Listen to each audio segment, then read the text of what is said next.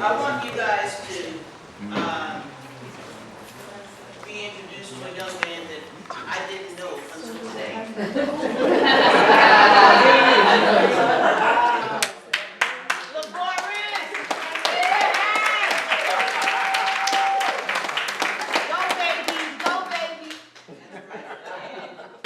I feel like I've known him for 20 years. And he came in, and it reminds me of a story that Mr. Morrow used to tell about meeting Tayani Howard. And Mr. Morrow would tell a story about this man that sat in his barber chair that had a dream of having and owning a radio station. Mr. Morrow didn't say anything, and about 6 months later, Mr. Morrow took a suitcase full of money and went over to Mexico. And he came back and he said, "Tayani, when can you start?" And Tayani said, "Today." I'm so glad that there is a spirit of Tayani in this young man.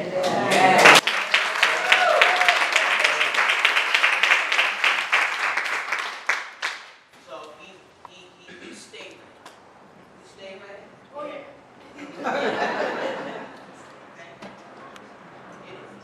We will start on time because we ain't the Baptist church. So we gonna get ready. We gonna get ready. All right, everyone, welcome to the American Curl. I have a question for you. Y'all ready? Yes. Have you guys ever had a curl in your hair? Yes. Raise your hand if you do. Oh wow, you guys fit. Alright, so welcome to the American Curl, and I have to give a shout out. The big man is here, Mr. Henry Foster. If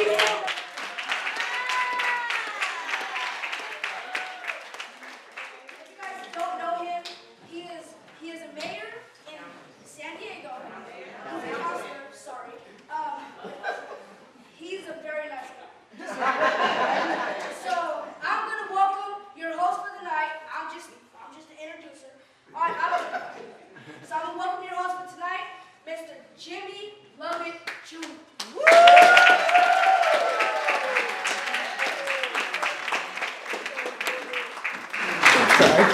Lay down already.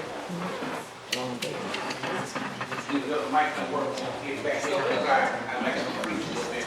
But I'm going to say a few things, a little housekeeping, we're going to get down to this movie. I'm so excited because I'm going to be seeing it for the first time as well. And I usually don't do no script by Eddie, but out of respect to Cheryl, the man I love, Mr. William Morrow, I'm going to do this because I'm from Oakland, California, and sometimes we go on hinge. So I'm going to stay on hinge slightly. So thank you, Sarah T. Cooper. She's the executive director of this facility. Thank you for opening it up to us in the elementary school staff. Also, when the movie started, we'll be in now. Unfortunately, I had to find out what's going on with the women's bathroom, but I'll stand at the door if we need to go. And ain't nobody getting in there unless I let them in there. So we'll work it out together. So sorry about that. Get out to vote now until Tuesday, June 2nd. It may not be a lot of goodness, but there's some good. But also remember, you can vote somebody in, and you can what? Vote somebody out. Amen.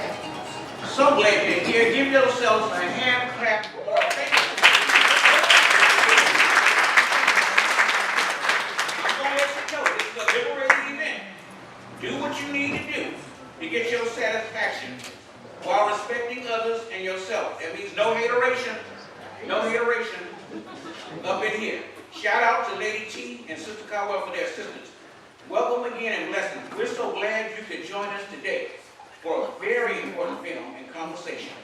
Before we get down to it, just a few quick ground rules and housekeeping notes so we can all share this journey smoothly. During the screening and discussion, please keep crosstalk to a minimum so everyone can stay present and engaged. If you haven't already, please put your cell phones on vibrate and kindly hold off on eating or drinking while in this beautiful and clean facility that we want to keep the same way we came to it. You can drink bottled water, but anything else needs to be outside the room, please. The restrooms are located outside this room to the left, and like I said, if women need to go, we have to share the same bathroom, but I'll make sure no men is in there. So I'm standing, we'll work it out, until I find out there's another facility in here. When we get to the discussion, we invite you to share your thoughts and questions. If you did not get a card, raise your hand and someone will give one to you. We will gather all the questions and we'll put the ones that are the same together and others in the stack as well. If we do not get to your question tonight, please make sure you have your email and phone number on the card and we will contact you to answer your question. We are not telemarketers or stalkers. Don't worry, the number and email is only for us. Also, if you have any questions about anything we said tonight regarding events and resources, please reach out as well. We will answer questions first tonight, and if we have time, we'll open up for comments. But in the words of Malik El Shabazz, when you make a comment, please try to make it plain. We're not here for church testimonials. Thank you for being part of this gathering and helping to make it a respectful, welcoming space for everyone here this evening. Rest in power. We recently lost some big ones. Mr. Rob Bates, Sonny Rollins, Clarence B. Jones, just to name a few. Thank you, Cheryl. This is my love right here. Thanks, Cheryl, for allowing me to host and keep your father's name in people's mouths and hearts and minds. I will start now, and I will continue to the end of this program, praising and honor Dr. Willie L. Morrow. And I'll do that by giving announcements and talking lightly about Black history because that's what he did. He loved his blackness, he loved his people, and he loved his craft, and that's why I love Willie Morrow because he loved me, and I'm proud to call him a mentor and a friend. And you're still here, Mr. Morrow. Maybe not in the present, not in the physical, but you're here, all up in here. Once again, we're going to have a fun time.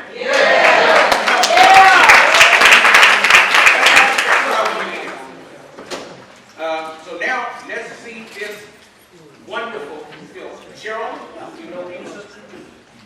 Okay, this is very important.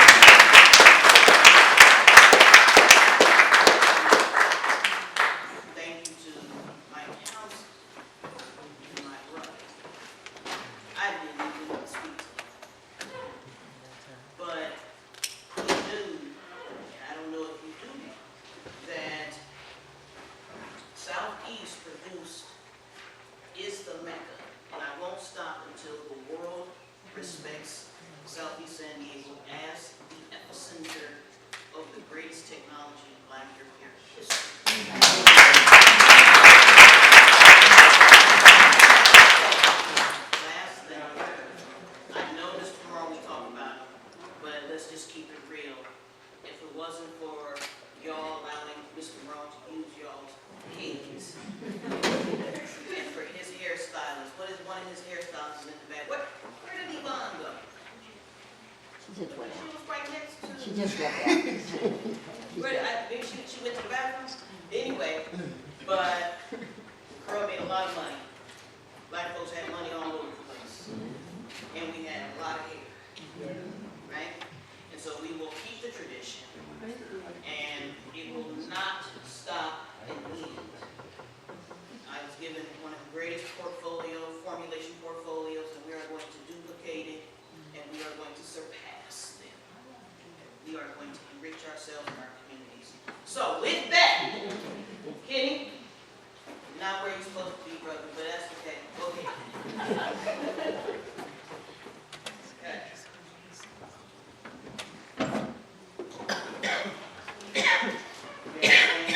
There we go.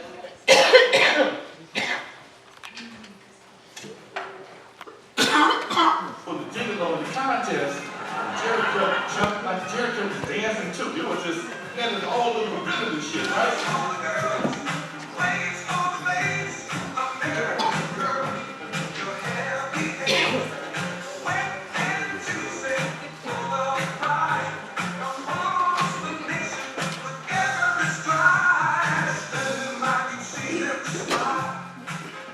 Jericho, what you want to know about Jericho? Why don't you know that's one of the best things that ever happened to black folks? You ever wonder where did Jerry Curl come from, or who invented it, or how it got here?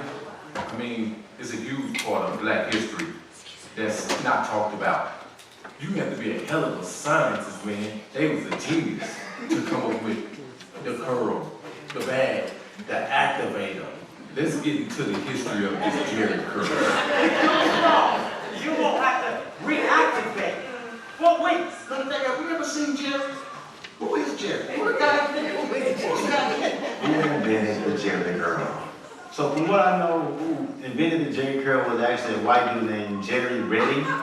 But, you know, it was really invented by a black person. We all know that. And it was a black man who invented the curl. I gotta do more research and I'll come back with an answer. It had to be somebody Caucasian, that's my opinion. And I'm sticking with it. I mean, isn't that crazy that we were putting all these chemicals in our hair, perm rods and all that, and not even knowing who created it? No, we have no idea who invented it. It's always a black person in the shadows, not getting it credit. I think his name was Laffey Morrow. Who invented the Jerry curl? You know, there's a history behind this whole thing, you know. I mean, the curl has been around for many years. The curl wasn't created in a black context. It was a Jerry Redding product that took straight hair and made it curly or wavy, depending on the rod that you use. I'm gonna stay in my lane because these are, you know, the words that you say and, you know, this whole cancellation thing. I'm not trying to get canceled over a curl that's been canceled years ago. Willie Morrow out of California, he is the first accredited creator of the curl for African Americans. The curl is technically called a cold wave process. Go ahead, brother. That had been in existence for a good bit of time, but it had never been applied to black hair the way we use it. And that's, Willie Morrow would be the one who would really be credited with first coming out with the California curl. The cold wave curl for black people was then formulated into a cream version of what the liquid was. Very important key distinction because that's what made black people's quote-unquote the curl different from the permanent wave of the straight white world. The curl got started because of a combination of things.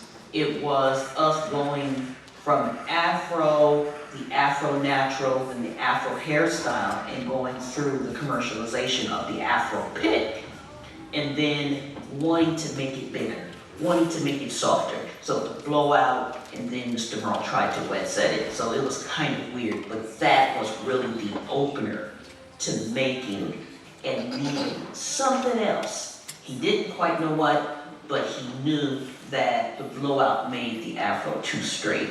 And so he wanted something slicker, something more moisturized and softer. The curl activator, actually the name came maybe about a year before he really nailed down the cold wave cream, okay, the curl system.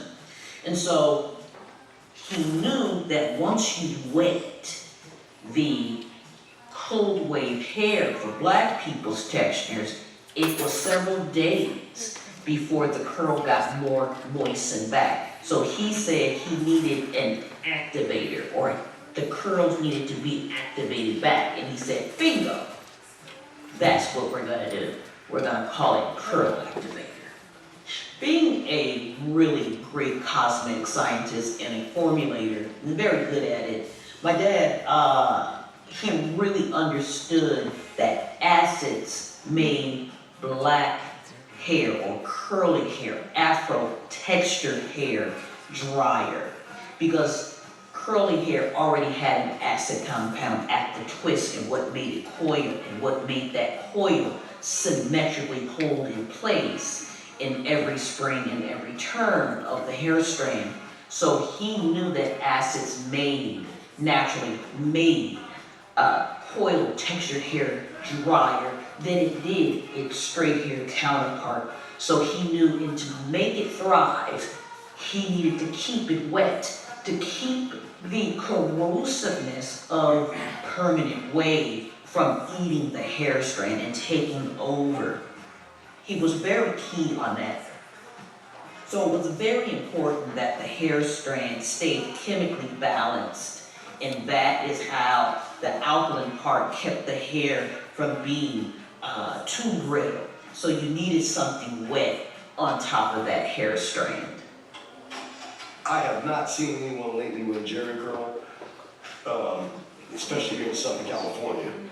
But you know, I don't really think I would see anyone in California with a jerry curl.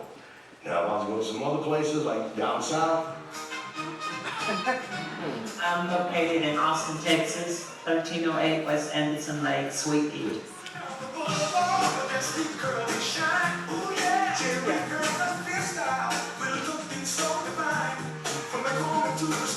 We've been since 1983, when I was first licensed as a cosmetologist.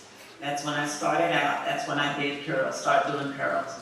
And now through the years, you know, they became very popular. Make sure that this is gonna be straight when we get ready to roll it. We don't touch this at all. This is where you straighten, make sure, you know, that the new growth is straight. This is 15 to 20 minutes. It's according to the hair. Breaks it down. It breaks down the new growth, yeah. But she goes with this one this time, which makes her curl a little bit tighter and fluffier. Believe it or not, the color and the size of the roller represented the status with males who wore jerry curls. You see the pattern that we use on this rolling process?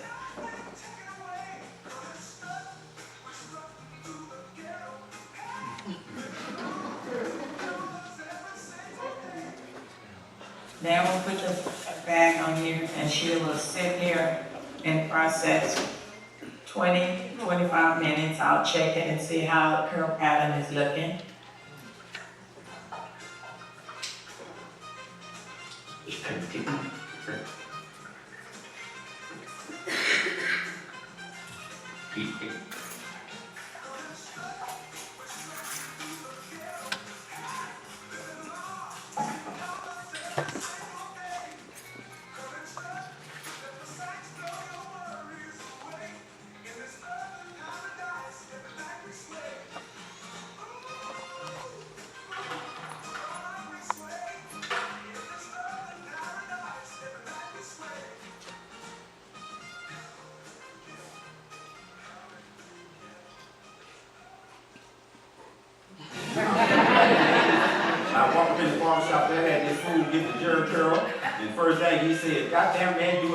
baby, I want my baby to have good hair like me now.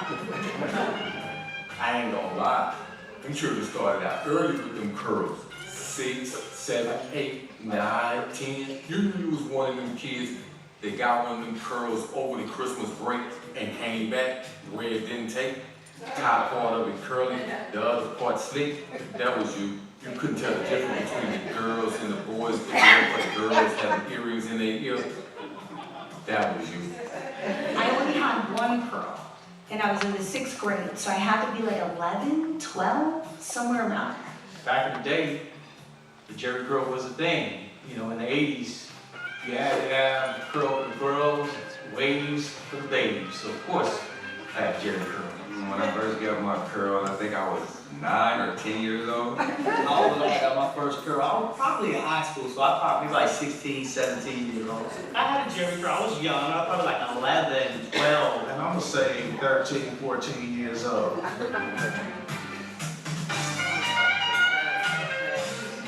First of all, can we talk about the smell? Because the smell was not good. Like the sulfur egg smell. That, another sign that this can't be good for you. And then it just, I remember the stuff they put in your head where every day it just stank. It smelled like eggs. Burnt plastic meets oil and a little bit of hair burning in, I don't know, it was really bad stuff. When he said, I'm keeping your guys' luck, we knew we did that room to 9 o'clock at night. From not to nighttime, coming up with ideas, because everything was spontaneous. I mean, all the names of the product, we sit there and we go, okay, so what does this product do?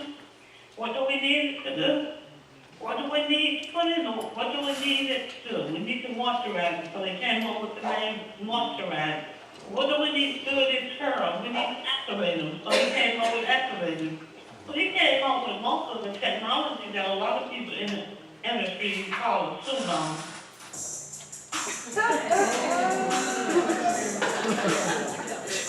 Look, I want my bag everywhere. It's like flag stay.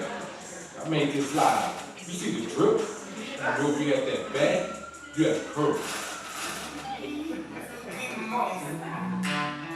I got my plastic bag. When my car can't get a stain, I got my plastic bag. Man, like, we used to try to wear the bag out there. Like, we used to get out sometimes. My mom was like, that bag on the bed. You know, take that damn bag off your head. No, y'all remember when we put duct tape around the rim of the cap to keep the stains from staining up the cap. I also had a lip wiper. You know, sometimes you got one of them girls got that curl, you had to wipe all that juice off your lip. All of them had curls, all of them had the bags. Had to get that plastic bag like that sister Sneek over there, put that bag on there, and if you didn't have no bag that came from the doctor, you would have got one of those produce bags, you know, produce bags. Then it got to marinate, want to marinate, that's how you get the good curl, it's got to marinate, it's got to go in there, go all the way. But you don't want to go in too far, because that chemical goes into the scalp. No, the plastic cap, it kept your head sweat. And that's, you put a little bit on there, when you get up in the morning, you got liquids in the bottom of that cap.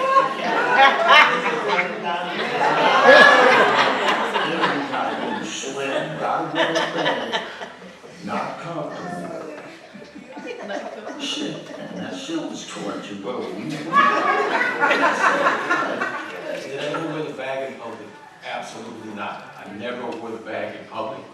Again, I wouldn't want to go out like that. I didn't think that was appropriate, wasn't a good look. So, you know, I always wanted to make sure that, you know, I had my curl together every time I walked out the door. It was a fashion statement, basically. You had that bag on, and that means you had a crew. Plastic bag actually wasn't really a great idea because plastic dehydrates. So it makes things precipitate. It makes moisture come out. So yeah, but my father never liked plastic bag, and he never advocated for that. I don't know where it's at. At least eight each section.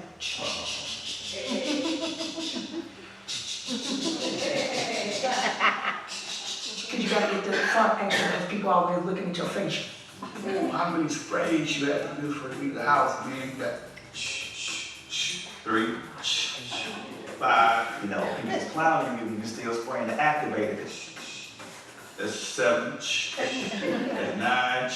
10. Then you got to pat it down, and you look in the mirror. Maybe about 13 or 14. I'm a spray control. You see that? And then just some girls was drinking up water like a brother-in-law house. Well, then, I wasn't gonna be a dry guy. You know what I mean? So I spray all day.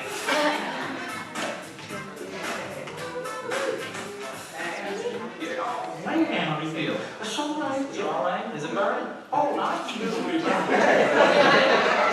Sure, man, they tuned your ear. I knew you was. Yeah, it's almost like mine. I'm gonna put yours in there and that switch start tapping and that shit start burning and mama tell you sit your ass down, let it work, let it set in. It's supposed to burn. But even because of some aroma, so we would come up with ideas. Because he was an immigrator, he had people that he had hired to do things, but he wouldn't allow them to do what they were hired to do. Like the marketing department, he has a great little marketing young lady, and she had ideas to take the company, but she didn't have conventional ideas. And because Mr. Barr was an immigrator, he was thinking, her, I don't need that kind of marketing, I'm my own marketing person. So I remember recommending a Jewish guy because I was working with another Jewish guy who was our top salesperson at the time. And he had a plan, and I convinced Mr. Barr that we needed to have somebody white to go out and sell the product, you know, besides having a black face to the marketplace. So he hired the guy. And I remember one day, really, we all would have to meet at house from everyone, say what we came up with overnight. And this guy's name was Hank. And Hank came in, he had spent up all night cutting out hair advertising out of the top magazines at the time, Ebony and Essence and, you know, whatever, Black Enterprise. And so he had a whole drawing envelope full of ads. And so he said, Miss Moore, this is what we need to do. So he grabbed his ads, he jumped all into the advertisement on the conference table. And Mr. Morrow looked at him and he said, I don't need that, I'm my own advertising. We had high levels, I guess, phase of marketing. We first of all sold products to beauty salons all over the country. So we probably sold products to 10,000 beauty salons. Wow. With those salons, we had posters that went up in the salon. So we had posters that went up. Of course, there's our beauty show. We had, at that time, the largest multicultural beauty show on the planet. Absolutely. We still have the largest multicultural beauty show on the planet. You cannot imagine. There is no New York City. There is no Detroit, there is no Chicago, there is no St. Louis, there is no Houston, no Los Angeles, no Oakland in the world put together that can describe what Atlanta was like at the Broad Brother and the Jack Rabbit Convention. So we had stylists from all over the world coming to our show, and we would demonstrate and talk about the curl. We went to schools all over the country. So we sent technical teams in to actually train cosmetology students how to do the curl. So there was a mass market. My brother and I, Bernard, we started the Bronner Brothers singing group. We didn't start the singing group because we particularly like to sing. Instead of us paying a star to endorse our products, we figured we would literally become, it's like the man that does the hair club. You know, I was president, I used the product, something like that. So it's kind of what we did. We became the spokespeople for the product. We had ads in magazines, on buses. We just had a whole lot of promotion going on at the time. So we promoted the curl in multi-faceted ways.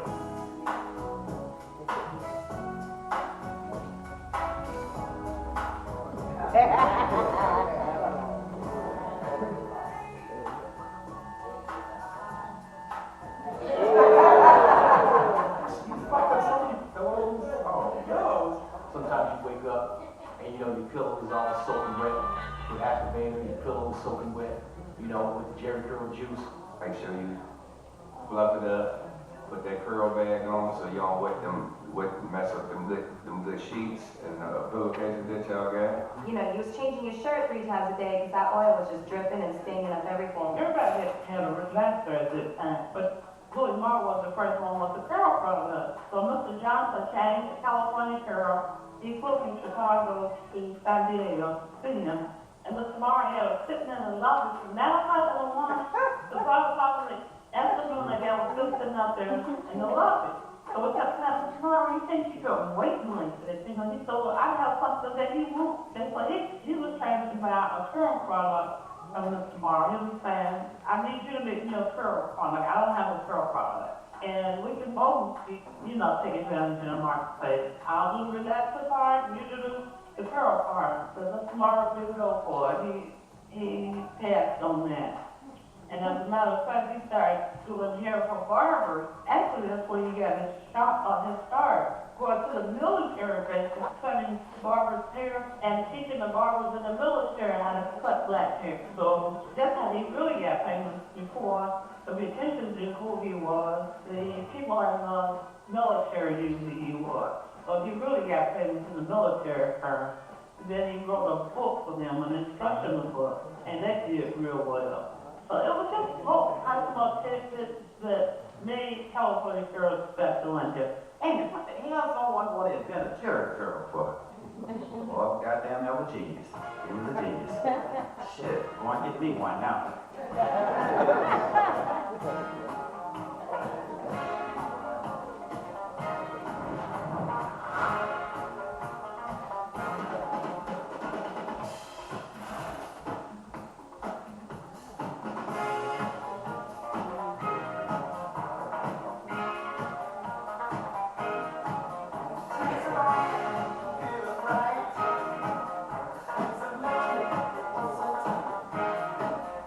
I did not have a Jerry curl, I had a cosmopolitan curl. Curl is actually a registered trademark of the Jerry Reddy Company. So it's actually, even though it became a generic use for the curl, you had several names that were generic use.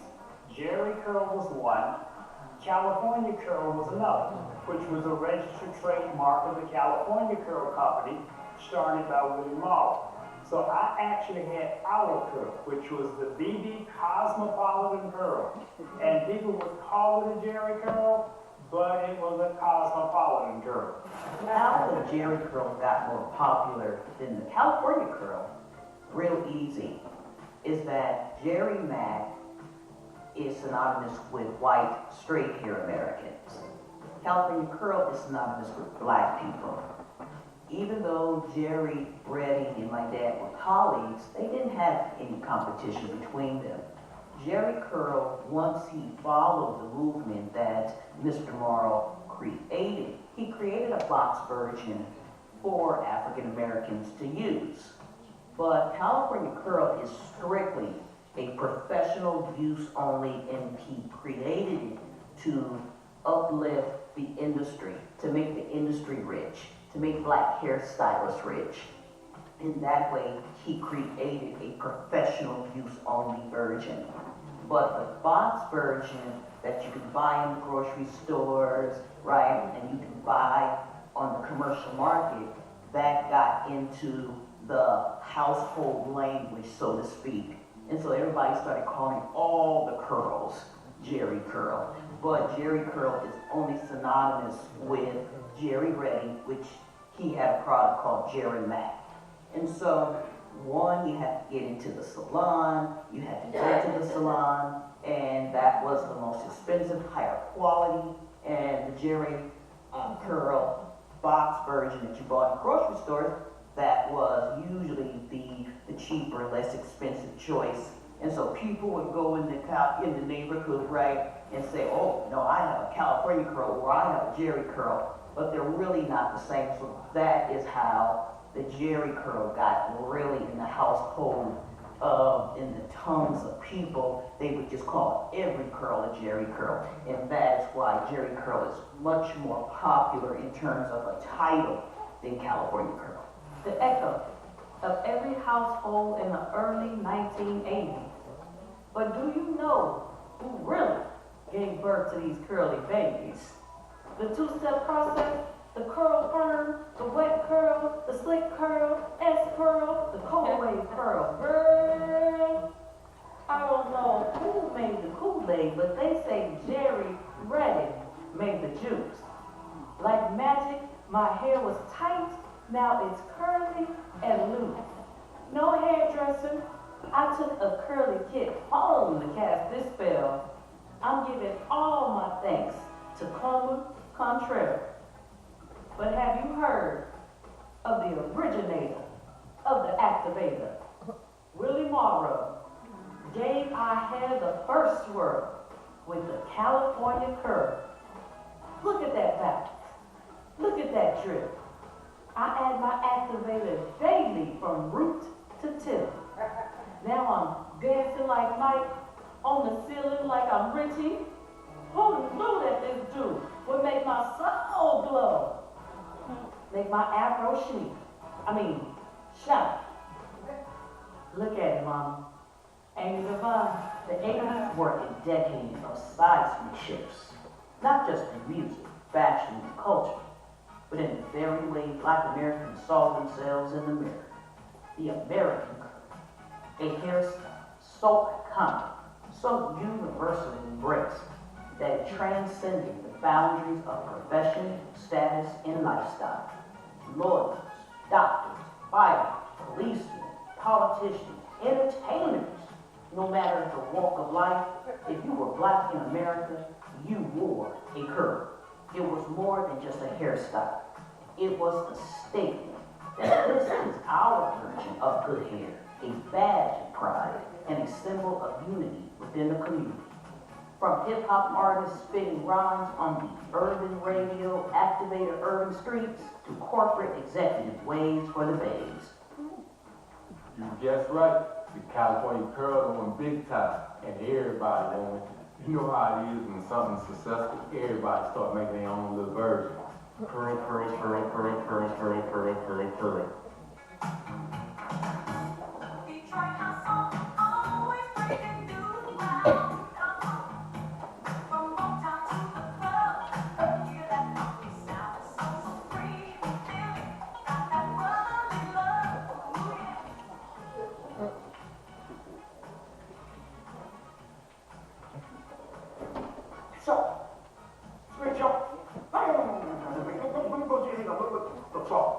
Look, I got an invention that's gonna change the world. I know what I did last time, but look, Saul, you gotta trust me with this. It's a way-around situation, man. Come on, Saul, look, this curls from the girls, man. Look, all I gotta do is look, I just need enough money to get this activator, man. I tell you, this juice that's gonna flow, it's gonna good curls. All I need is $50. Now, I know it's about the money, I know it's about the money, I know I owe you a lot of money. Okay, we do it this way. We do 30, 20, 30. You, me, and me. Now, Saul, man, look. Saul, man, I know that when they make $1 billion, we can make millions ourselves. And California curl, you got the Duke curl, you got the Pro Line, you got the S curl, you got the baby curl, you had everything was just curling off. You had all kind of this community. You had the Afro curl community, you had the kitchen curl community, you had the long curl community, the short curl community. I think the curl products and the whole curl industry generated trillions of dollars. That kept a lot of people in business, a lot of salons, a lot of people were spending money in the communities because everybody was doing curl. Whether it was the S curl, the Jerry curl, the California curl. I think there was like 500 curls with that as well. I think that rejuvenated a lot of money, millions and millions of dollars, because everybody in the Black community was getting a curl. We controlled the dollars. We controlled everything with that. I'm sure the manufacturers made millions, and those who were running professional salons made quite a pretty penny as well, even the people in the kitchen, because then when it came out as a kit, that kind of minimized the salon visit charge a little bit more, because now a person can actually do this at home for $8 versus paying $200 or $300 for it in the salon. Man, I would think the Jerry curl be reduced. I mean, hundreds of thousands of curls were $1 billion business. Curls were $1 billion business. I'm going to say, and this is a rough estimate, at least no less than $1.5 billion. I would say probably 200 to $250 million. I don't remember the accurate statistics from offhand, but if I had to just ballpark guess it, roughly $250 million a year would be what I would think. Then you were responsible for them making $1 billion. Yeah. So, billion. Because we curl into it. Curl change their lives. I mean, the black hair care business went through the roof. And they were on top of the game, and they were controlling the industry. Then something happened. We got to a point that we were shipping so much stuff. It was like, we couldn't even believe the amount of products. The people started ordering all over the country. They just started word of mouth. And still in that promo program. And we would go to the little shows throughout the South and wherever there was a black beauty supply store, which it was before Korea, so nothing but black beauty supply store. And it would always be some store, and some cities had more participation at their shows, like the Black Beauty Supply Building would start having their own shows in different parts of the country. And they would invite Mr. Morrow because if they knew he would draw people to, if they advertised that Mr. Willie Morrow was going to be there in person. But they actually didn't do hair on the stage. He had other people doing the hair. He hired a team stylist, and they did the hair. But he knew how to talk and entertain and sell. The other giants in the hair care industry, especially the owners like Paul Steen and Johnson Potter and everybody, they had presidents that lived in a neighborhood, but I'm from Chicago, so most of the haircut companies came out of Chicago. But they weren't stage personalities, you know what I'm saying? They didn't have that charisma that you walk in and act like you own the place. He was never, if he was, he didn't show that he was doing stuff. He acted like he knew what he was doing and what he was saying. And the musicians was really smitten by him and took to him because of his charismatic personality. So we went, like, it was spendthrift in a lot of ways. So when we started selling a lot, like the guy that I told you about, the Hank Northenberg, the Jewish guy that he hired to be like the vice president. So Hank was an excellent salesperson. I've never met a person that could sell better than a Hank Northenberg. Anybody in the industry would tell you that. And you couldn't go to no other hair salon outside of a black hairstylist and get a Jerry curl. You could only get a Jerry curl from a black salon. So that generated black dollars, you know what I'm saying? Just like Afro, you couldn't get nobody to make the same your fro that wasn't all color, you feel me? I think it's actually really up there. It's crazy because, now we're looking at Jerry curl almost comical. It kind of plays a little back at it, but it did move an industry. In the story of American Curl, you found the greatest inspiration of wealth generation, where you felt the passion of the people who found the will to be free on their own terms. American Curl is not just about industry, beauty, or wealth, but the control over our own name, image, and likeness. My foreparents never let me forget that my fairy tale childhood was bought and paid for by black hands, black brilliance, and black creativity, showcased on the world stage decade after decade. Through the hair of our mothers and fathers served as the pillars of our struggle. Like the cotton that built the wealthiest country on earth, our hair was our cotton. This magnificent texture built black American economies all over this great land. We went from faces of scorn to be known as the world's most beautiful people. American Curl allowed you to see what we got right in our industrial glory. And what we did to accomplish this great feat of vast wealth, power, and influence must happen again and again. This is our inheritance. I'm Cheryl Morrow, Black American princess, legacy, and heiress of this history.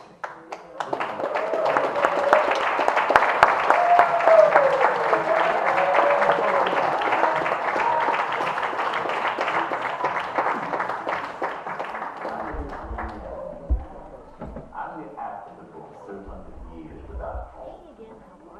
Now, doing the Jingle contest, Jericho jumped like Jericho was dancing too. It was just getting all over the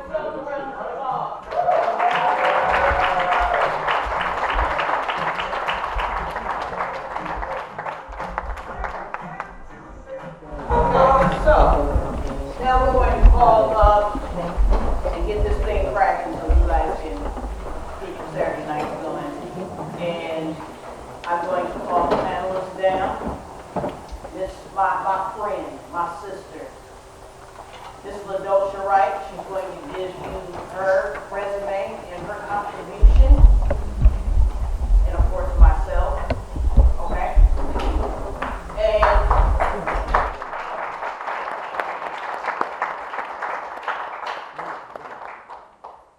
okay?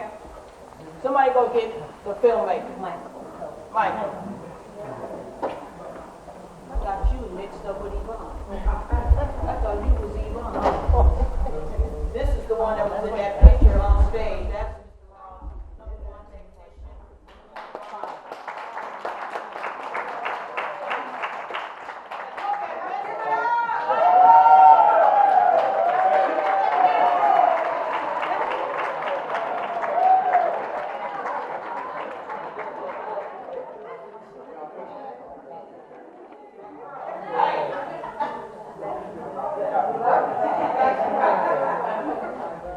Okay, and before, I want you guys to get how we met, okay?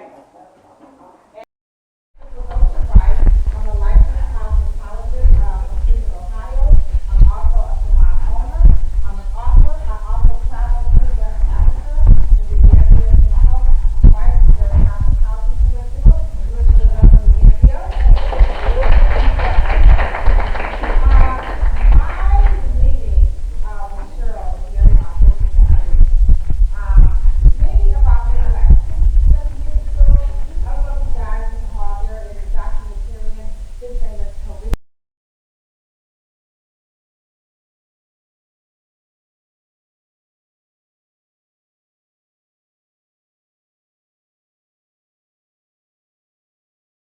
I was really impressed with all this information that he was sharing with us. And so one day I'm in the salon, and I see there's an article where a young woman, I forgot where she's at, but she's somewhere in Midwest America. Her name is Gina. And so she has a curl called the Gina curl. And so now we are all inspired by Dr. Morrow, including myself. So I'm not knocking her for being inspired. But what really kind of got my little goat was actually, it would be the journalists. And I was surprised that they wrote this wonderful article about her supposedly, allegedly, relieving black women from the toils of their natural hair.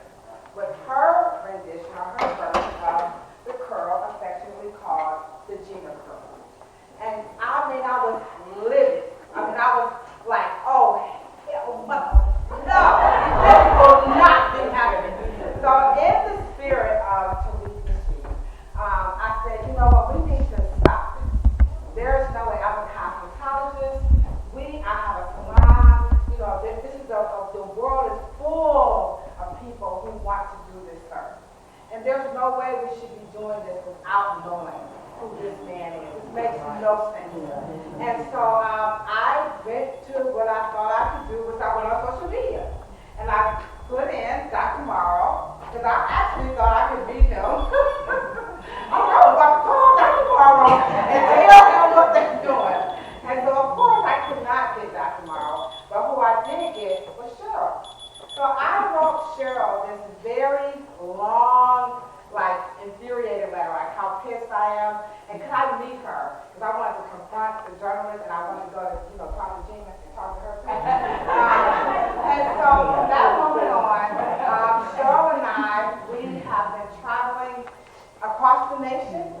We did a documentary together. People were really impressed about my passion. We got funding from a lot of donors in Cleveland, Ohio, the city of Cleveland, a lot of nonprofit organizations. They poured into us to do a documentary called The Narrative.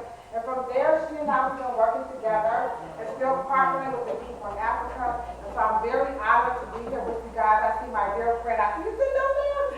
And so I just want to thank you guys so much for supporting Cheryl and Michael Sterling in this wonderful documentary.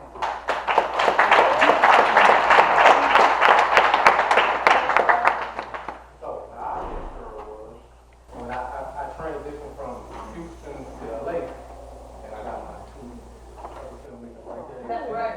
Maybe you shouldn't stand up. Stand up, y'all. Like, I gotta stand up. So they was also in the documentary too. So they was the one that was riding me around, taking me to some of the interviews and stuff like that. Z brought me down to meet Cheryl, and it started out as a joke to me. Because I'm a filmmaker, I do other films.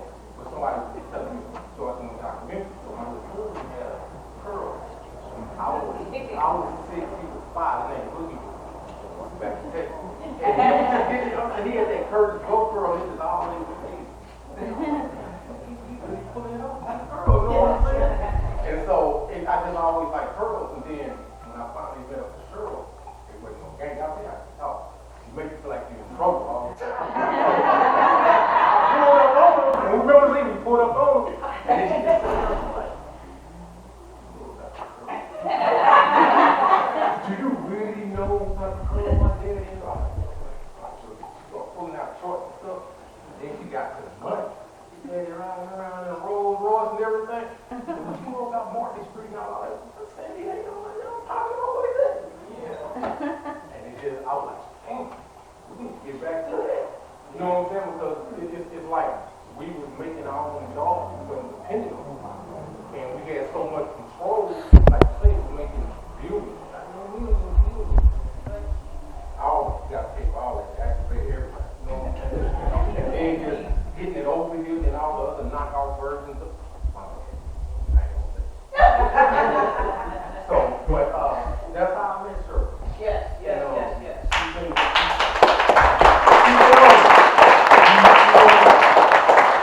me just say this. I'm on him because we can't forget about the money. Everything's not about social and culture. It's about economics. Black folks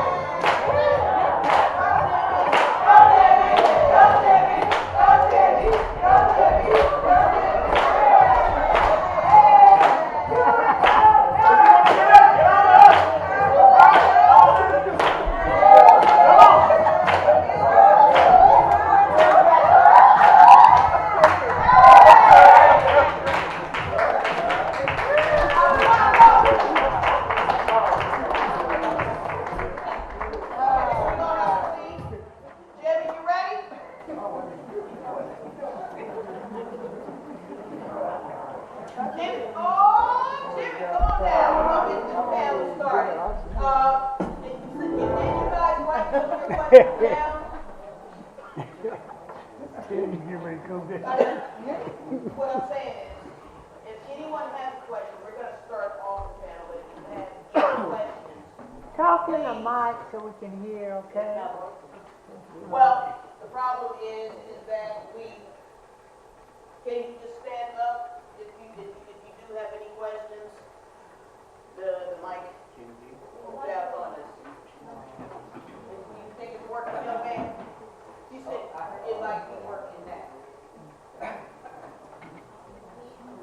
Yo, can you hear me? Okay,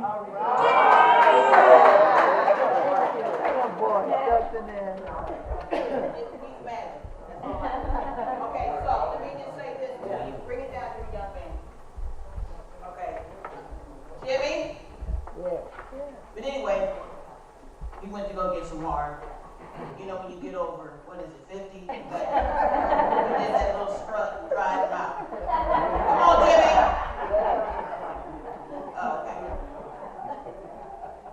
All right, so what I will do is, I'm glad I listened to everything because I think the story is important. The details are important. But the reason why I think the information carries on, I think that information is legacy. So how I wanted to just start the panel off, he went to go get some water, but I want to ask that you still do curls. Every day. Yes. Wow. Yes. This, you know, there's this thing, there's a belief that the curl like went out of style. I've been in business for 25 years and I'm telling you, this service has never went out of style. It's not for just the postmasters or people who work, you know, who work out, or elderly people who have limited range of motion. First of all, hip hop is always responsible for things coming back. You know what they say, everything old is new again. My mother would say, I've been around the world more than you've been around the teacup. Anybody my mother say that? And so the younger generation, they love Eazy-E and Ice Cube. I mean, the West Coast continues to influence and rule, to me, the beauty industry. And so the younger generation, they bring in pictures of Eazy-E and Ice Cube, and they want that look, or the Odell Beckham look like that. So yeah, so they want this look. It has not gone out of style. The Jenga curl service is about $1,000. Now different regions, because the cost of living, but hers it starts off at about $800 to $1,000. And I'm in Cleveland, so we're in the $200s. What you heard her in the video, that was in the 80s. So I think I'm gonna raise my prices. No, I'm just kidding. But it's still popular, and I see a young lady nodding her head. So we're still doing the cold wave perm. My original reason for reaching out to Cheryl was not only to say how can we get your father's story out, and I'm traveling all the beauty schools and everywhere I can to make sure that these students know who this man is, because it's not like he just did the California curl. He did so much more. But I think that we should bring it back because this is it's an alternative to people who want to see something happen with their hair, where the natural hair community, this is no shade, but some of the information in the natural hair community is very misleading, and it's giving the consumer the belief that you can make your natural hair become moisturized, which he just told you, it's scientifically sound. You cannot moisturize natural hair. It's scientifically, diametrically, whatever, it doesn't make any sense because the fiber is what we would call virgin. And so Afro hair does not respond to water or any cream or LOC methods and all of this. It's very insulting to the science of what this man did. It's horrible what they've done to black women with their hair. We're seeing things that we've never seen with the press and curl, with the relaxer. The natural hair community has drained the black community dollars.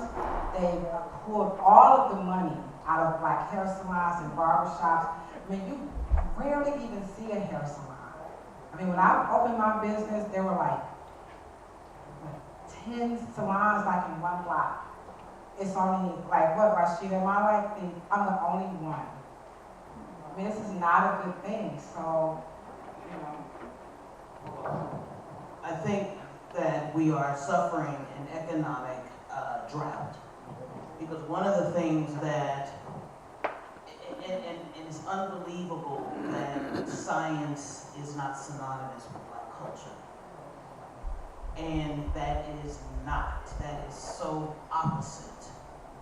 We were just in my home, and I don't know if you guys realize that George Washington Carver had a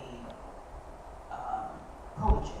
And every time you go on YouTube and you'll see a film, obviously with no sound, some of it's sound, you'll hear Dr. Carver's voice. But you will always see him with a very light-skinned man. His name was Austin Curtis, Dr. Austin Curtis. And Dr. Austin Curtis would come to the Bronner brother, and obviously he was an older gentleman at that time. But no one knew who he was. And I don't know if we are having great information gaps.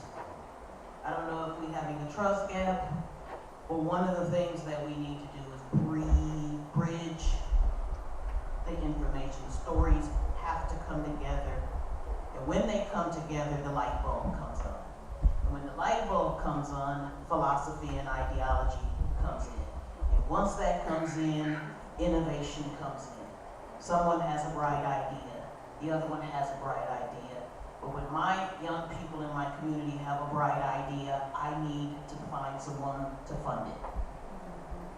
So they can understand that they can be tethered to their community, and their community will produce funds to produce things for us. They don't have to go out anywhere. So that is very important to have salons and barbershops to be, because barber shops and salons have a lot of disposable income. They make money on products, they make money on hair, they make money on products, they make money in services and things of that nature. And so we need that strong revenue dollar in our communities. Back to, which is a point why in this film was not only because me and you hammer it out all the time. I said, Michael, what kind of film is this? Is this a film of entertainment? Or is this a film of entrepreneurship? Is this a standard? Because Mr. Morrow is a standard that can be duplicated over and over. So why is it a film, and why are we talking about economics and not the funny part? Well, you put me on the business part of it. For sure. You know, the money gonna always make people pay attention, especially when you're broke. And then, like I said, it's just really the science. It's so many spoken words to that question that I couldn't answer. But I will say this, y'all only seen the 30-minute version of it. This is an hour and 20 minute long film. So it's a lot of information in this film. So when you come out, make sure you go support it, stand behind it. We got a couple more coming out, because you know we also came up with the pick. So American Pick. So we're gonna keep them going. And who knows, man, we might, if I inspire some new inventors to come up out of this, I did my job. But Michael Sterling film. Michael Sterling. Jimmy, and let me just say this, Mr. Jimmy used to be also come by the boot camp, right? And Mr. Jimmy is a chef. And Mr. Jimmy brought a pie to Mr. Morrow. And Mr. Morrow, all he did was hum and pat his feet or something. Why do you think this is a film of economic power? Well, first of all, I want to apologize to the audience because, see, Cheryl stopped me because I had a long thing I was going to do, but we shortened it out because we got to be out here at a certain time, and she knows that I go to church and I go along, so I apologize. But I want to tell a story. I wasn't going to bring it tonight, but it's very important because one thing about Willie Morrow, Mr. Morrow, I'm going to call him, he was a fun man, but he was very serious, and he cared about people. He didn't have to do no boot camp, but he did it. We meet up there early in the morning, we talk business, because he had his thing done. He was straight. But I'll say, I was shocked, and this is a good point to add to this, because there's a story to this. And I know Cheryl saying, oh, it took you all this time. But I feel that time happens when it's supposed to happen. I think I'm a very spiritual person, and I'm ready And what Mr. Morrow, years ago, said, he said, Mr. Luck, if you manufacture this and price it right, I guarantee you, you're gonna make $1 million.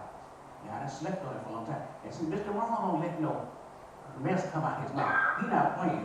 So we say, we did. So I'm launching it. I'm trying to get investors because it does take money, and I don't want to flop. But it was so funny when I did I did my first session at Bayview, and I sold all them pies. I about 50 slices, and there was one person there. And this is what I'm trying to tell everybody in this audience: if you have a dream, don't let nobody. Only person to stop your dream is you.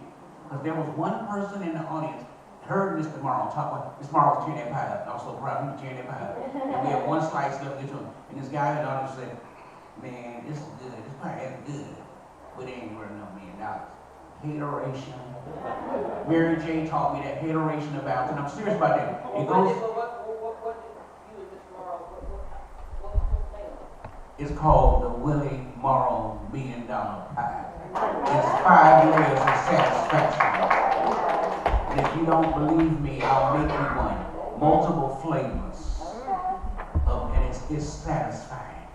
If it don't satisfy, you can't be satisfied. We're going to get into about 2 more questions, but the boot camp actually was a meeting every Saturday morning for you to get rid of your excuses. So if he said, you got an axe to grind, he said, well, come on over here, I got an axe for you. Get on over here and grind it. You say, what's your problem? Well, I'm waiting to get my ducks in a row. He said, well, look, keep them ducks right there. Keep them ducks right there. He said, okay, put them in a row. Get it over with, right? No excuses. No excuses. American Curl, of course, it's about style. But one of the things that we do is something called ritual economics. Meaning that you notice we don't just do a thing. We have to put music to it.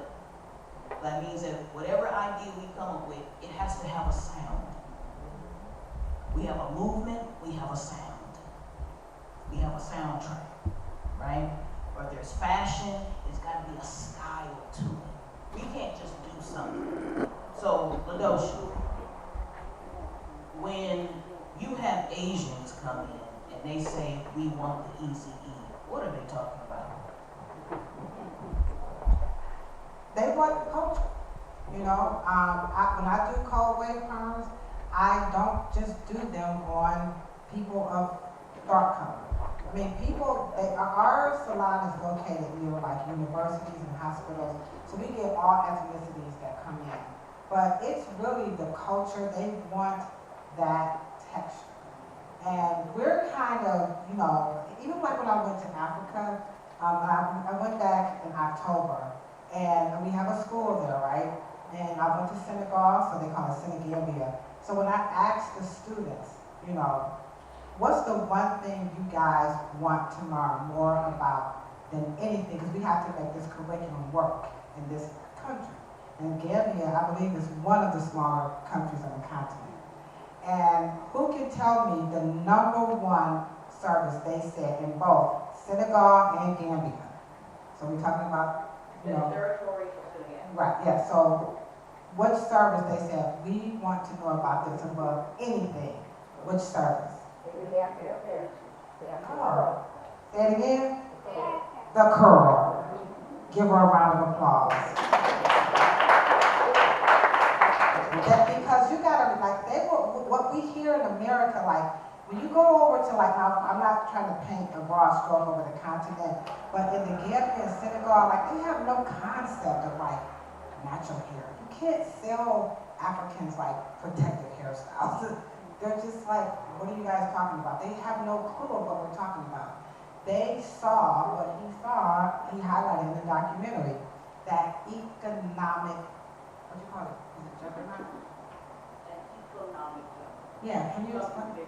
Yeah, and that's what they want, that they need jobs. I mean, if we were in Africa, this room would be like, oh my gosh. It's like so many people in this space. They need jobs, they want to work. And they don't want to braid hair, they don't want to just do, they will, but that's more costume. To us, we think it's appropriation and all this, but it's really adaptation. They know what the hair is, you know, so they're putting it on, but they want to work. They need the science. We just had her on the show. We have a podcast, and it's called The Dumbest Shit That People Say About Black Hair.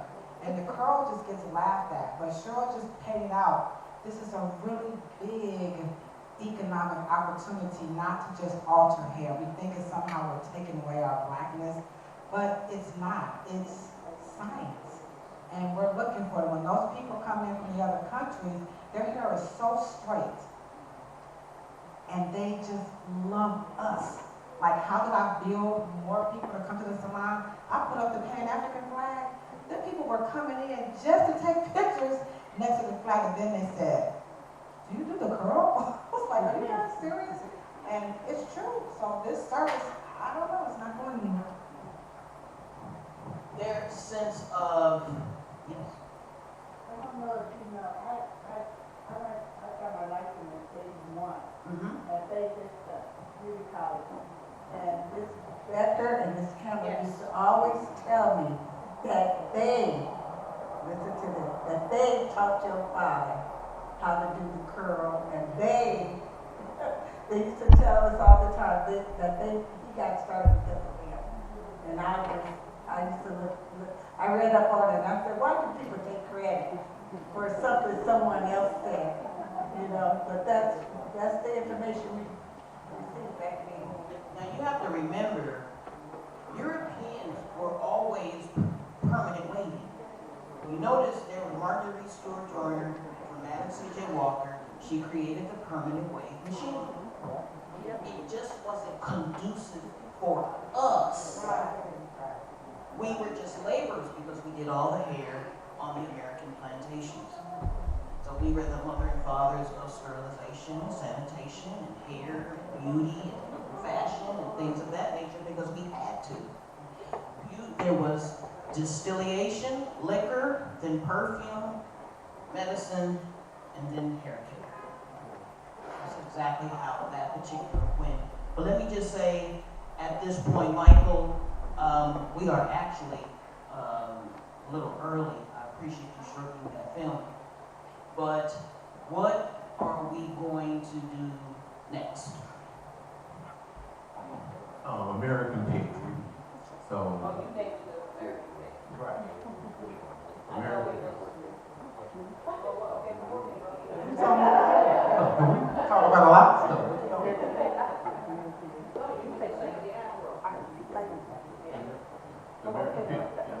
American Pig, which is about the afro. Yeah. And I know some of y'all asked some afro, like, make sure y'all leave y'all number and email. So we're gonna go deep into that. Once again, science and how your dad put that pic together. So we're gonna tell it all. But yeah, we're looking forward to that documentary too. Jimmy? Now, you did used to have hair when we were in school. I got some other classmates. The girls, come give me a shout out. They still got their hair. Let me just say this, how I met Jimmy. Jimmy was my basketball coach when I was playing varsity basketball. And he would say, excuse me, come on over here. You're going through that lane too fast, sweetheart. So you gotta slow down and go over to the right. But anyway, what do you think is the #1 lesson? Is it fashion, culture, or expression? Because the last question is going to be about the laws, okay? But what do you think is the #1 thing that sticks out that we need to remember about hair, beauty, and culture? Before I answer that real quick, I would be remiss that I am a librarian for life. I'm retired, but if you know anybody, I mean, when you said that, because I didn't know how long I've been teaching. I've been teaching since I probably started walking.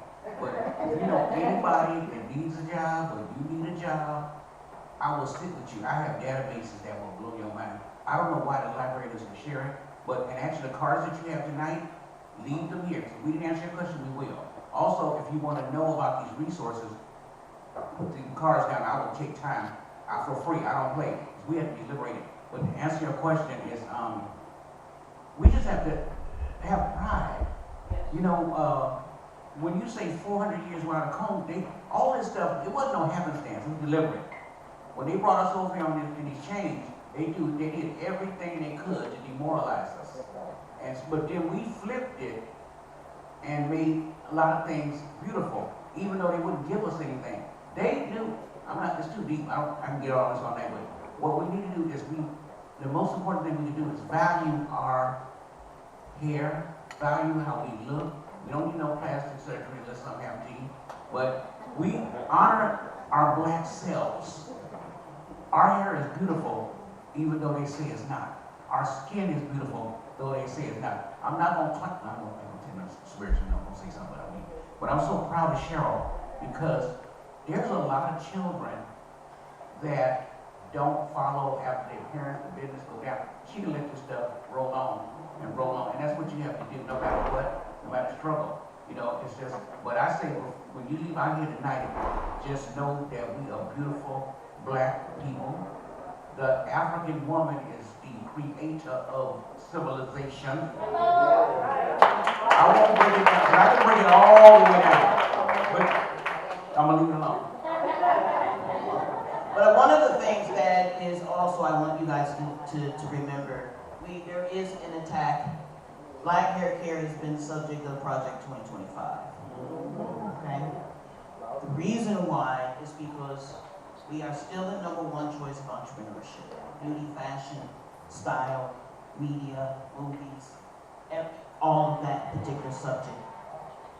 But also, it allows us to have a different relationship with the IRS, independent contractor. And so now the fight is the beauty school and the state has turned their back on the actual professionals. And one thing I want to be very clear and please, if you can, take this message and to be able to educate us on this. Black people are the only ones on the planet that has ever made a commercial relaxer. The problem is that black people never had a fancy chemical house at their access. The greatest alchemists and chemists came from the plantation, and we understood the style and what lye, which is soda, which is natural. We do not, have not, never will use formaldehyde.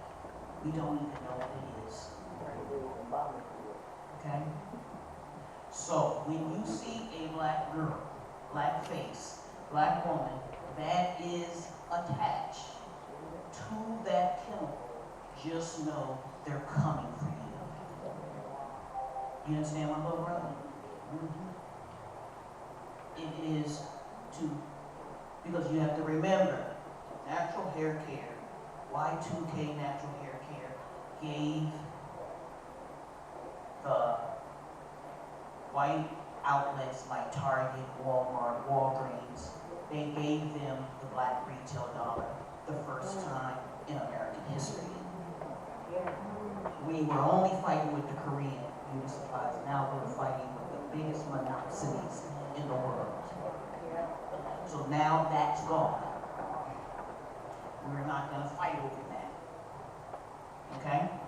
All we're going to do is be smart, innovate, redevelop another mousetrap, make it sophisticated, and to give it to ourselves once again like Mr. Morrow intended. Amen? Amen.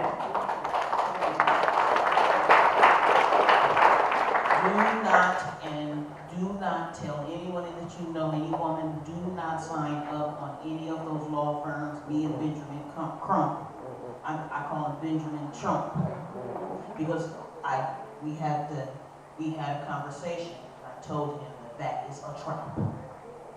The science is not on your side. Black people do not and have not ever used formaldehyde. or any gas is poisonous, toxic chemicals. Now, can the relaxer get better? That's our job as research and development. Our job is to go on the HBCU campuses with those biochemists, with those students, and redesign it and to make it safer, and then be able to come back and give it to salons and just like, see, that's the point. Okay? And so, how hard has it been for us to go to state legislation and to fight to redirect black women politicians, black men politicians, Latino politicians? It is very interesting because they have it in their mind that relaxer, that word, first of all, it's a black word, okay? But how hard is it to get that narrative corrected? We have, like I said, literally, I've traveled across the United States. Like, my own money, like lobbying, paying for it, investing, this stuff costs a lot of money to get these politicians to hear what we're saying. And the biggest problem that we're having with getting the politicians on board is that they have the influence of the misinformation, and some of it really is disinformation coming from social media, and people who, I think their hearts really are in the right place, but they just have the wrong information. But we have a podcast, it's the African Her Science YouTube channel. We don't have 1 million followers, you know what I'm saying? So the difficulty lies in us not being able to communicate effectively with these lawmakers. If you're a chemist, if you work in the medical community, you know these things scientifically, biologically, we need your help to talk with your politicians to let them know that a lot of this stuff is really and misinformation, because I can't just do it by myself. Cheryl and I, we traveled to Atlanta about 3 years ago. We got invited to come to a platform very similar to this. They were not aware that they were about to literally deregulate cosmetology in Atlanta. So Cheryl and I, we hightailed it, we galvanized in the audience to come with us to their capital to speak out against the Institute for Justice. And this actually came from black people who are telling white people that chemicals are bad for black people. And we're like, no, guys, you're killing an entire industry. So we went there, we gave testimony, and what do you think happened? Did we do what? We stopped it. Absolutely, give it up. Give it up to us. We stopped that. We stopped it. They were trying everything to say that the education, like we didn't need this, but we do. These are good jobs. I was able to put 2 children through college as a cosmetologist. And I pay my taxes, you know? So I don't know what they're talking about, you know, but we're trying, and so that's that. And this is why, Mr. Michael, when you flew here, he took the train here actually, okay? This is why media is important. Why do you find it so important to tell stories through film?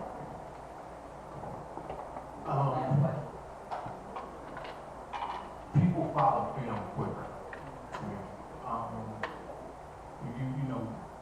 It's just like when you're watching videos and stuff. That's why they sell so many products and stuff through film and TV and radio.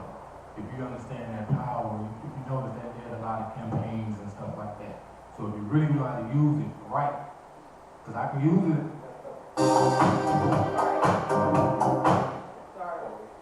It's all about using it right. And so I feel like this would be a good step to use it. So that's why it's important. And if we don't tell our stories, we don't. I don't need no money. Jimmy?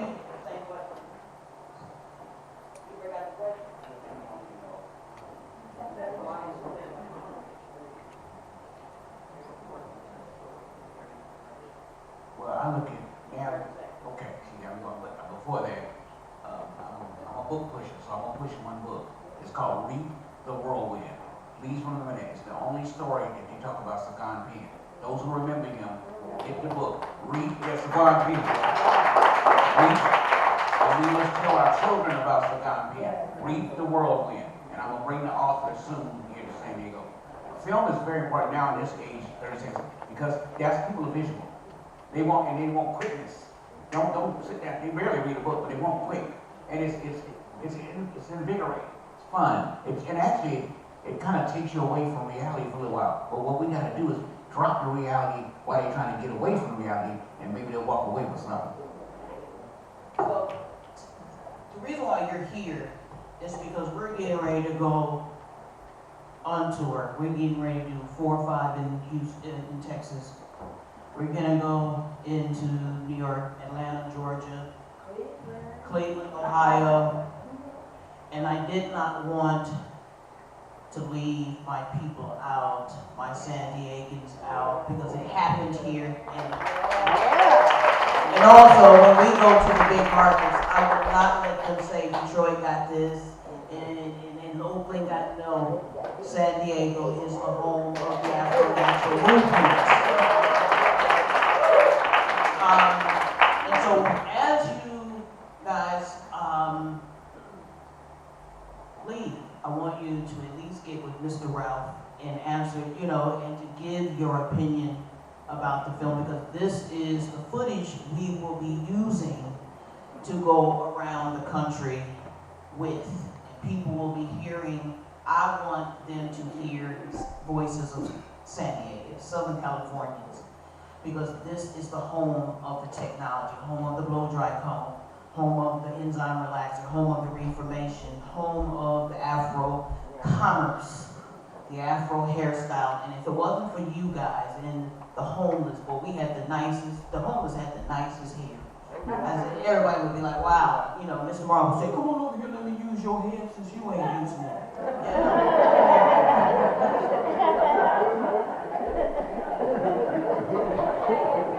Wait, I got 2 questions. Okay, I'm sorry. I'm Dr. Marie Lamel. I'm from Los Angeles, Southern Cal. And I had a chance to talk to Ms. Cheryl, and she's the queen, but I was introduced to her by Rochelle, who's a hairstylist. Okay, so a couple of things. I used to be on the board of barber and cosmetology. So one of very few black people, so we don't have representation, which we should have. And that's across the nation. So that's one of the ways that you can start to get your message out, right? The other is to find a champion in the legislature and on some level to hear what you want to do. One of the people I can recommend is LA County Supervisor Holly Mitchell. And you may have heard of her. She's the one who, the Crown Act, however, that wasn't the first Crown Act. You and I talked about that. So somebody that's already doing something about natural hair and being accepted and not being, it's a discriminatory situation. So finding that will help you. I think also talking to all of the Board of Barber and Cosmetology across the nation, get them on board about that.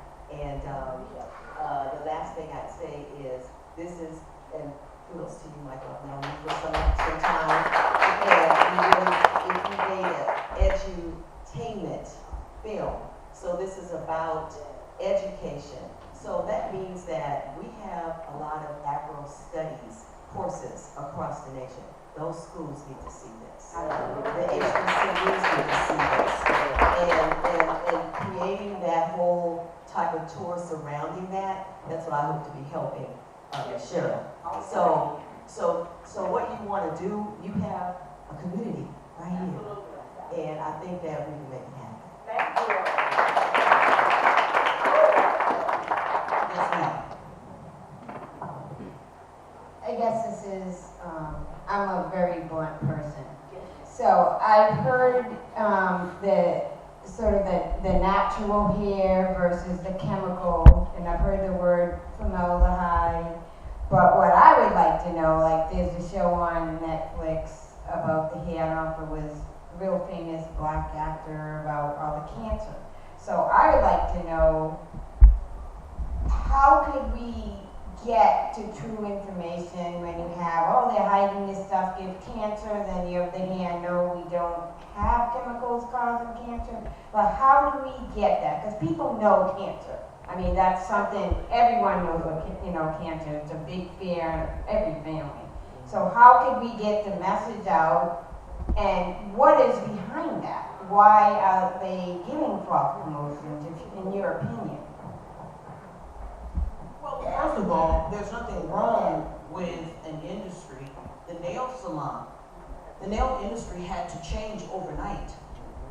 There's nothing wrong with saying you're making a mistake and you're having something bad. You improve it. The problem is that the people who need to improve it is not the face of the movement. A black girl's the face of the movement. We don't use it. Never have. Never have.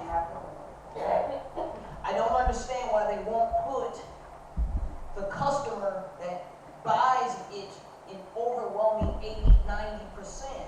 I don't understand why they won't put a Latino or a European woman on the face of the movement. They're the ones exposed to the formaldehyde.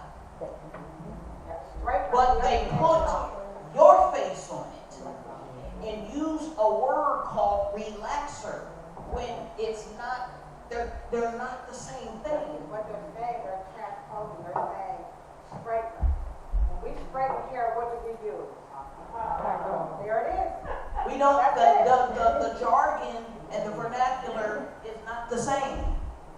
So we are saying, because one of the things that we had a problem with Benjamin Crump in his going after L'Oreal, you have to remember in every case, we don't have the same enemy.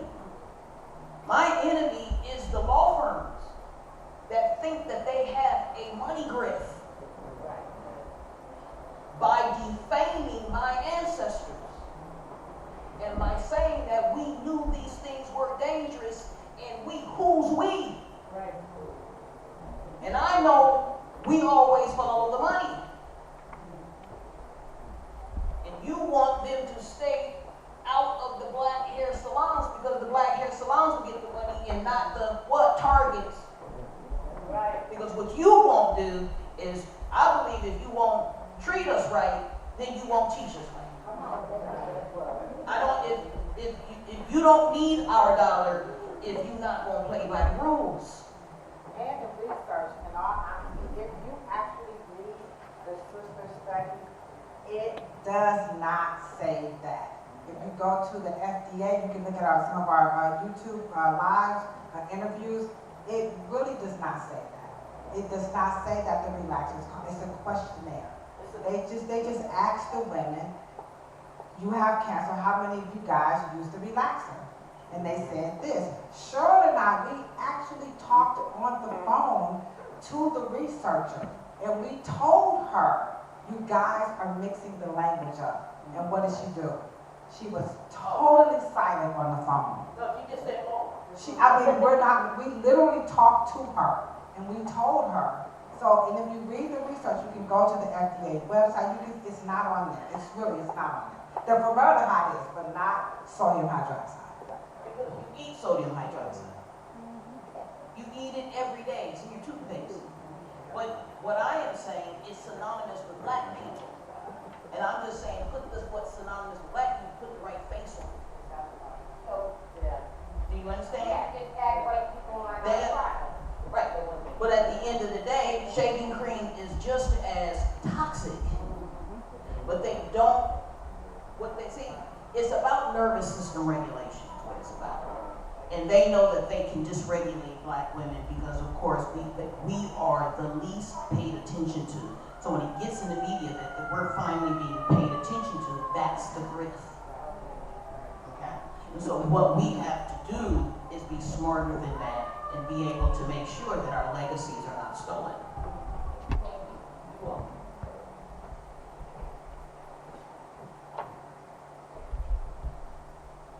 So first of all, I would like to applaud everyone on the panel and applaud you, Cheryl, for what you're doing.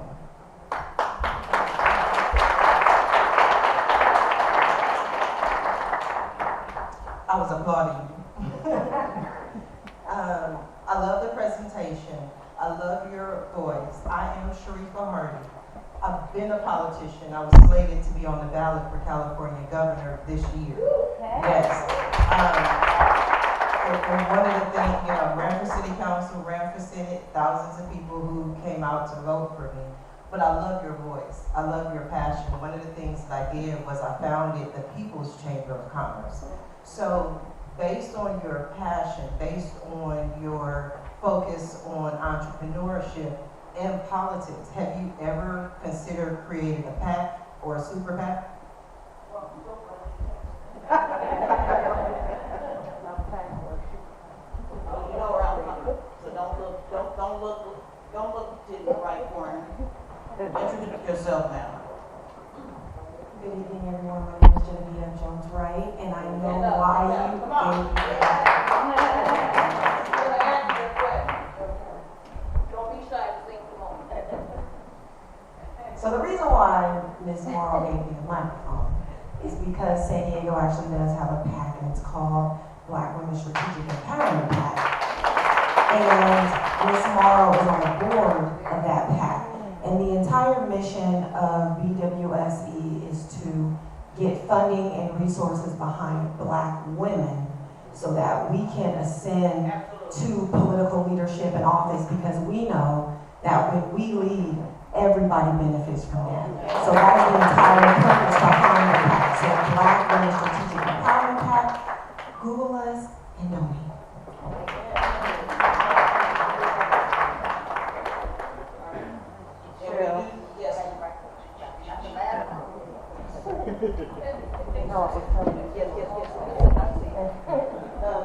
And I thank you all for the beautiful job you've done with them and information. It's so powerful. My name is Ernestine Simmons, and I've been in Caribbean since 1980. And California Curl was the first curl that I used. Yes. And today, I have about 10 curl customers. It's Naked Curl. Wow. Okay? And I just wanted to say that, yes, they put a bad mark on Black women, you know, relaxing. Because when we learned about formaldehyde, operators refused to use it.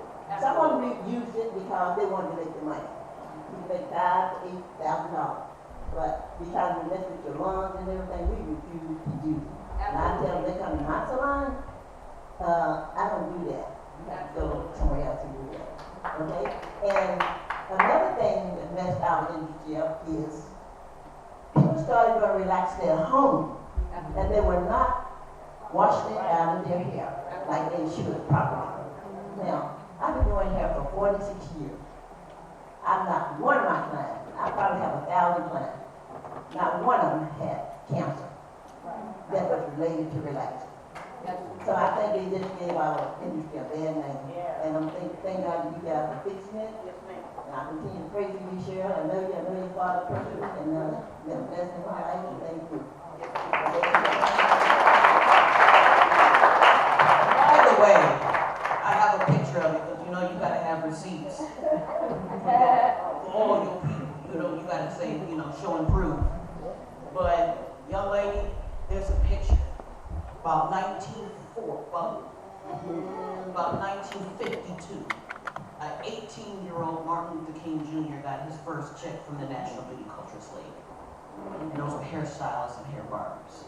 So that's how important Black hair care, beauty, fashion, media, all of that is to Black communities, because when we need some money, like this organization that I'm a part of, we need to be able to write them checks as an organization.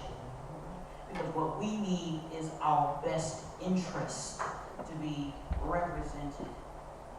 That's why we signed up, and that's why we write checks to organizations like that PAC, to make sure you legislate, you go to City Hall, and you go to the Assembly, and you go to the Congress, and you go places. That's the point. And that's what that whole thought. But let me just say this, also, want the wrong information, it gets us legislation like the Press and Crown Act, which does not include men. That's what happens when we don't have the best information, because at the end of the day, I want you guys to hear me once again, and we're gonna shut this down. But dress codes are constitutional. And not girls, but most times, maybe women in the workplace may have an expression problem. But young men will always never meet the length requirements in dress codes. Because it's a length problem. And we didn't write that in the Crown Act. Okay? So it doesn't cover that. And the judge even gave us a clue and said, well, I know the schools are not explicit, but we in Medosha, as the beauty industry, rewrote the Crown Act. We wrote while at work, while at school. And we just did some adjustments. But that's the power of black hair care. That's the power of STEM and science and engineering and media and math and economics. So I just want to give you guys a hand of applause. Come on, give them. And thank you for coming out. Also, we hope that we also can tell you how important AI is, because AI has been a part of this process. And we want to encourage everybody to be a part of the change. So thank you and good night.